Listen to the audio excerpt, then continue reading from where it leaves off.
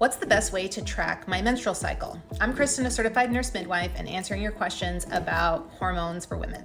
There's so many different ways to track your menstrual cycle, and while I'm a big believer in the Oura Ring specifically, or something that's going to track temperature very specifically like that, it gives you incredibly accurate data and insights to exactly when you're ovulating. And then whenever you ovulate, you can expect to have your menstrual cycle roughly about 14 days after that ovulation takes place. If you don't have any fancy gadgets or fancy technology to track your menstrual cycle, you can use just a regular calendar like Google Calendar or any of the free apps like Flow or Avia that are there to help you track your menstrual cycle. Another thing you can use that some people use often is luteinizing hormone predictor kits, which is where you will pee on a dipstick urine and dip it every single day to kind of give you a sense of where your hormones are overall. That can sometimes be expensive, but it is another way to track your menstrual cycle and to track when you're ovulating and when you can expect to get your period. As you move into perimenopause and your cycle starts to become more irregular and more erratic, this can be harder to track, and it can be harder to kind of get a sense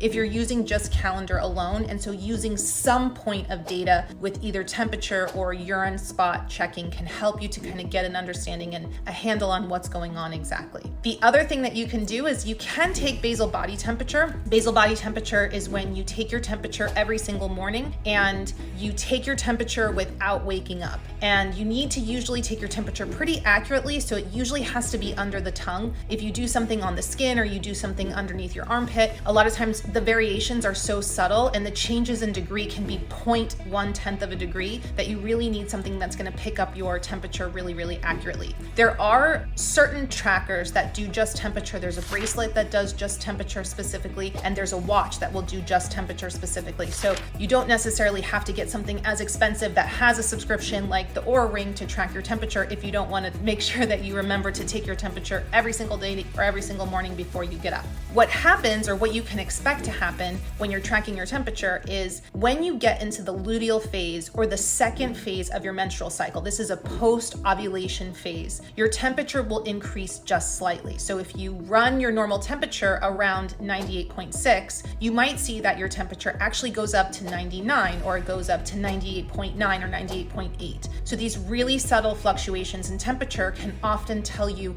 exactly to the day when you're ovulating, and when you're moving from the follicular phase, which is the first half of your cycle, when you're building a follicle, to the second phase of your cycle, which is called the luteal phase,